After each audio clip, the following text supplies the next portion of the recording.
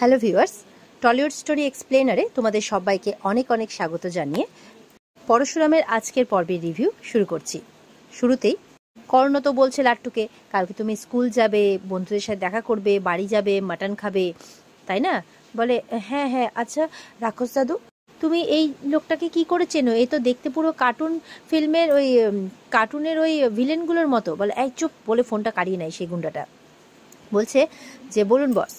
বলছে যে করেই হোক আমার ছেলেকে ফেরত চাই। এই বলে কথা বলতে বলতে দেখছে কবিরকে নিয়ে চলে এসছে স্পেশাল ব্রাঞ্চের লোকজন। বলছে হয়তো কবির বোধহয় এসে গেছে। বলে ঠিক আছে, আমি আমার সব ভুল সংশোধন করে নেব, কিন্তু যে করেই হোক আমার কবিরকে কিন্তু ফেরত চাই। এই বলে ফোনটা রেখে দেয়।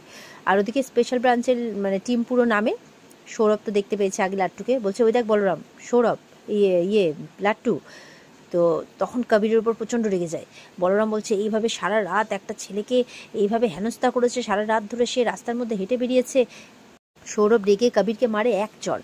তখন বলছে এটা কিন্তু বেআইনি হচ্ছে। বলে কিসের বেআইনি? হ্যাঁ কিসের বেআইনি? একটা শিশুকে রাস্তার মধ্যে দাঁড়িয়ে ছেড়ে দিয়েছিস তোরা, সারা রাত সে রাস্তার মধ্যে ঘুরে বেরিয়েছে, একটা শিশুকে সামনে রেখে তোরা ক্রাইম করছিস। এই বলে একটা চড়।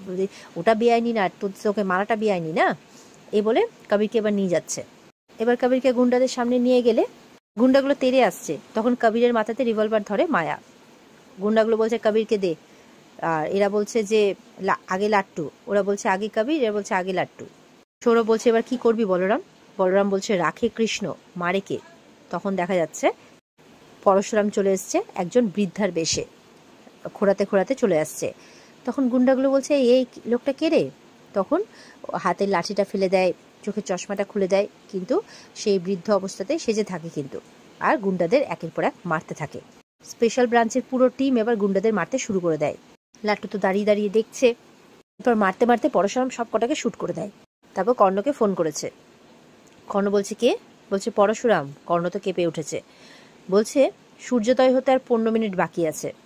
লাট্টুকে আমরা বাঁচিয়ে নিয়েছি, আর কবির আমাদের কবজায়। এটা শুনে কিন্তু কর্ণ চ্যাটার্জি অবাক হয়ে যায়। কর্ণ চ্যাটার্জি তখন কাকুতি মিনতি করতে থাকে, আমার ছেলেকে ছেড়ে দাও, আমার ছেলেকে ছেড়ে দাও, আমার ছেলেকে ক্রিমিনাল বানিও না। যাকে তার বাবা অলরেডি ক্রিমিনাল বানিয়ে ফেলেছে সে বলছে স্পেশাল ব্রাঞ্চকে, তাও আবার পরশুরামকে, যে ক্রিমিনাল বানিও না। বলছে আমার ছেলেকে ছেড়ে দাও, আমার ছেলেটাকে ছেড়ে দাও, যা হয়েছে ভুলে যাও, সব ভুলে যাও, আমার ছেলেটাকে ছেড়ে দাও। তাই বলছে। একটা শিশুকে ওইভাবে অত্যাচার করার সময় মনে ছিল না তার মনে তার নাকি একটা বাবার মন, তবু অতটুকু ছেলেকে দেখে তার মায়া হয়নি। তো বলতেই থাকে আমার ছেলেকে ছেড়ে দাও। পরশুরাম কিন্তু ফোনটা কেটে দেয়। তো স্পেশাল ব্রাঞ্চের পুরো টিম কবিরকে ধরে নিয়ে চলে যায়। আরাধ্যা বলছে কি হলো বাবা? আমি জানতাম পরশুরাম বাজিটা জিতে যাবে বাবা, আমি জানতাম। এবার কবিরের কি হবে বাবা? হাউমাউ করে কাঁদছে আর বলছে এবার কবিরের কি হবে? আমার স্বামীকে ফিরিয়ে এনে দিন, আমার স্বামীকে ফিরিয়ে এনে দিন। এই বলে কর্ণের পায়ের উপর মাথা রেখে হাউমাউ করে কাঁদতে থাকে। কর্ণ তার বৌমার মাথায় হাত বোলাচ্ছে, আর কর্ণের চোখে জল। কি করবে কিচ্ছু বুঝে পাচ্ছে না।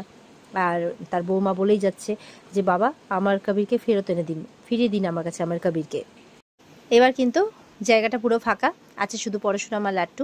পরশুরাম এবার তার সমস্ত দাড়ি, গোপ, চুল সব কিছু খুলছে আর কি। এবার লাট্টু দেখছে তার পা বলে এবার দৌড়ে দৌড়ে গেছে আর কি। পরশুরামের চোখে জল। পা বলে গিয়ে দৌড়ে তার বাবাকে জড়িয়ে ধরেছে। তো বলছে পা আমি ভয় পাইনি পা, আমি ব্রেভ বয়। বলে হ্যাঁ আমি জানি তো, তুমি আমার ছেলে, তুমি খুব ব্রেভ, আমি জানি আমার ছেলে কখনো ভয় পাবে না। তো এবার লাট্টু বলছে কাঁদতে কাঁদতে যে পা আমি মাম্মির কাছে যাব, আমি দি ভাইয়ের কাছে যাব, আমি বাড়ি যেতে চাই। বলছে যাবো তো বাবা, ওই দেখো দূরে যে গাড়িটা দাঁড়িয়ে আছে, আমরা যাব বাড়ি। তো বলছে তাহলে এখন কি করতে হবে? বলে কি? বলে রেস। তখন তো লাট্টু খুব মজা পায়, বলে ইয়েস পা। বলে হ্যাঁ রেস করতে হবে, আর একটা কথা মনে রাখবে, রেসে সবসময় জিততে হয়, জীবনের রেসেও সবসময় জিততে হয়, যারা পেছনে পড়ে থাকে তাদের কেউ মনে রাখে না। এই বলে বলছে ইয়েস পা। এই বলে একদম বলে তাহলে 1 2 3, এই বলে পা আর লাট্টু একদম দৌড়তে থাকে। দৌড়তে দৌড়তে একদম লাট্টু আগে গিয়ে পৌঁছয় গাড়ির কাছে, পা তার পেছন পেছন। তো এরপর তো তার পা বাড়ি গিয়ে বলছে যে বাড়ি গিয়ে ভেটকি মাছ খাবে, মাটন কষা খাবে, এই সমস্ত খাবে বলছে। লাট্টুর তো একদম জিভে জল এসে যায়। বলছে হ্যাঁ পা, একটা জিনিস খাবো, কি বলো তো? ভেটকি মাছের পাতুরি। বলে হ্যাঁ একদম হবে তো, ভেটকি মাছের পাতুরি, পার্সে মাছ, মাটন কষা, সব কিছু হবে। আরেকটা জিনিস হবে তো। বলে কি? বলে কচুরি আর জিলেপি। বলে মানে লাট্টুর সেই মজা। তখন পরশুরাম তার বউকে ফোন করেছে, মানে তটিনীকে। তটিনী বলছে কি গো, মানে তটিনী ফোনটা করেছে যে কি গো কোনো খবর পেলে? কাঁদতে কাঁদতে বলছে। তখন বলছে যে হ্যাঁ হ্যাঁ, একটা খুশির খবর আছে, আমি এখন স্পেশাল ব্রাঞ্চে আছি, আর স্পেশাল ব্রাঞ্চের মানে অফিসাররা লাট্টুকে উদ্ধার করেছে। বলে কি তুমি সত্যি বলছো, সত্যি বলছো? মানে তটিনীও খুব খুশি হয়ে যায়। বলে হ্যাঁ, আমরা আসছি, এক্ষুনি আসছি। তাই বলছে। আর বলছে শোনো না, একটা জিনিস, বাড়িতে গিয়ে কিন্তু আমি নিজে হাতে মাটন কষা রান্না করব। আর ভেটকি মাছের পাতুরি খেতে চেয়েছে লাট্টু। আর শোনো না, আমি একটু জিলেপি আর কচুরি আর ছোলার ডাল নিয়ে আসছি। বলে ইস, তুমিও পারো। ছেলেটা সারা রাত বাইরে থেকেছে, সারাদিন কিছু খায়নি, আর এতটা ধকল গেল সবার উপরে, তুমি এখন এইসব খাবে? পেটুক কোথাকার। বলে হ্যাঁ ওই আর কি। বলে আচ্ছা ঠিক আছে, এসো তাড়াতাড়ি এসো। তো এইবার পরশুরাম আর পরশুরামের ছেলে এবার বাড়ি ফিরছে গাড়িতে করে। বলছে ফার্স্টে এখান থেকে মানে 1 ঘন্টা লেগে যাবে পৌঁছোতে। তো ভোর তো হয়েই গেছে। ফার্স্টে তারা বাজার যাবে, বাজার গিয়ে তারা আগে সমস্ত কিছু কেনাকাটা করবে, তারপর বাড়ি ঢুকবে। তো এবার দেখা যাচ্ছে যে তারা সব কেনাকাটা করে এবার বাড়ির ওখানে তারা রিক্সা করে বাড়িতে ফিরছে আর কি, পরশুরাম আর তার ছেলে। তো এবার তো পরশুরাম বাড়ি ফিরেছে ছেলেকে নিয়ে। তটিনী দৌড়ে গিয়ে দরজা খুলেছে আর লাট্টুকে একদম জড়িয়ে ধরেছে। লাট্টুও তার মাকে মামি মামি বলে জড়িয়ে ধরে। তার মা তো খুব কাঁদছে। বলছে তুই ঠিক আছিস তো, ঠিক আছিস তো? বলে আমি ঠিক আছি মা, আমি ব্রেভ, আমি খুব ব্রেভ, আমি ভয় পাইনি একটুও। বলে তুমি কেঁদো না মা, আমি তোমার চোখের জল সহ্য করতে পারবো না, মানে আমি তোমার চোখের জল দেখতে গেলে আমার খুব কান্না পায়, আমার মনটা খারাপ হয়ে যায়, প্লিজ তুমি কেঁদো না। তাই বলছে। পরশুরামেরও মনটা কিন্তু খারাপ, কারণ ছেলেটা তো সারা রাত ধরে খুব কষ্ট পেয়েছে সেই কথা ভেবে ভেবে।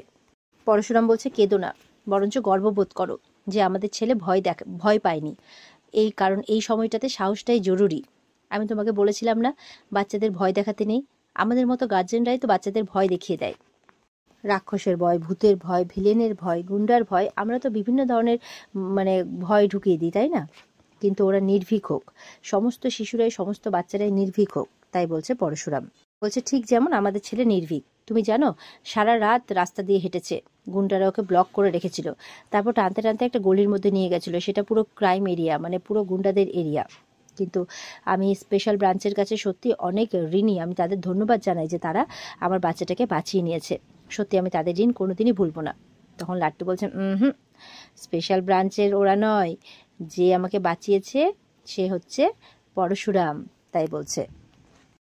তার মুখে এই নামটা শুনে তটিনী খুশি, আর লাট্টু তো খুবই খুশি যে তার হিরো তাকে বাঁচিয়েছে।